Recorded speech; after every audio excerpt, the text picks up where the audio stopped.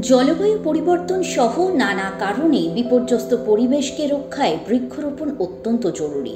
সচেতনতা বাড়াতে পশ্চিমবঙ্গ সরকারের পরিবেশ দপ্তর থেকে যেমন বিভিন্ন ব্যবস্থা নেওয়া হয়েছে, তেমনি রাজ্যের বিভিন্ন প্রান্তের মানুষ তাদের নিজস্ব উদ্যোগে এই গাছ লাগানোর মাধ্যমে আমাদের পরিবেশে সবুজায়নের বিকাশ ঘটিয়েছে।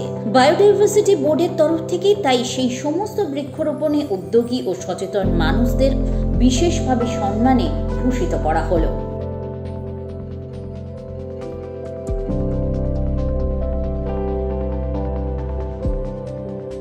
বারো বছর যখন আমার বয়স, তখন আমি গাছ লাগাচ্ছি। গাছ লাগাই এই জন্যে যে পরিবেশটা ভালো হবে, সমস্ত লোকের ভালো হবে, গাঁয়ের ভালো হবে, পরিবেশটা ভালো হবে, অক্সিজেন পাবে। ওখানে লাগালে এখানে তো কলকাতার লোকে অক্সিজেন পাবে।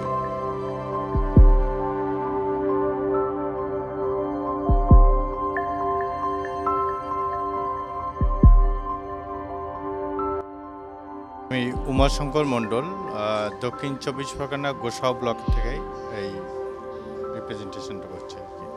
এটা actually mangrove plantation community development, এটার কাজটা করি আর কি। এই কাজটা শুরু হয়েছে 2009 সালের আয়লা যে সাইক্লোন হয়েছিল, তারপর থেকেই এখন কন্টিনিউ এটা চলছে। ম্যানগ্রোভের অবস্থা যেটা আমাদের সুন্দরবনের ক্ষেত্রে, সেটা দুটো রকমভাবে ক্ষতি হয়। একটা হচ্ছে প্রাকৃতিকভাবে, একটা সামাজিকভাবে। তো আমরা যেটা করি আর কি, বা আমি যেটা করি, সেটা হচ্ছে যেটা সোশ্যাল ফরেস্ট্রি এলাকায় যেখানে মানুষ থাকে, সেই সমস্ত এলাকাগুলোতেই ম্যানগ্রোভ প্লান্টেশন করা হয়, রেস্টোরেশন করা হয়, মানুষকে যে কমিউনিটি রয়েছে তাদেরকে সচেতন করা হয়, তাদেরকে একটা জায়গায় নিয়ে আসা হয়।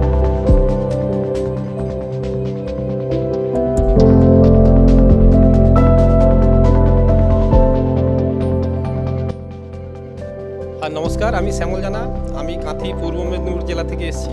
আমি বট বৃক্ষরোপণ করি। লোকে অনেকে আমাকে বট বাবা নামে ডাকে।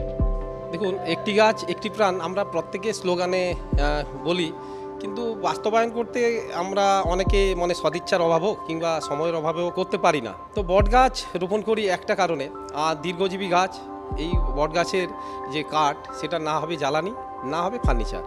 আর এ তো নিজে একটা ইকোসিস্টেম বট গাছে। আর বট গাছ কিন্তু প্রচুর পরিমাণে অক্সিজেন সাপ্লাই করে, কার্বন ডাইঅক্সাইড গ্রহণ করে। প্রত্যেকের কাছে অনুরোধ থাকবে, জীবনে যদি সুযোগ পান বাড়িতে বৃক্ষরোপণ করুন, ছোট ছোট যে টবে, সেটা করতে হবে। কারণ আমাদের যে বৃক্ষ লাগানোর যে জায়গা কিন্তু পরপর ছোট হয়ে এসছে, উন্নয়ন চলছে।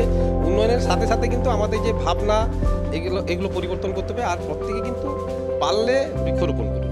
পরিবেশকে রক্ষা করতে বৃক্ষ নিধন বন্ধ হোক, বরং বৃক্ষরোপণের মাধ্যমে পরিবেশে সবুজায়নের বিকাশ হোক। তাই আসুন গাছ লাগানোর মাধ্যমে পরিবেশকে দূষণমুক্ত রাখতে সচেষ্ট হই।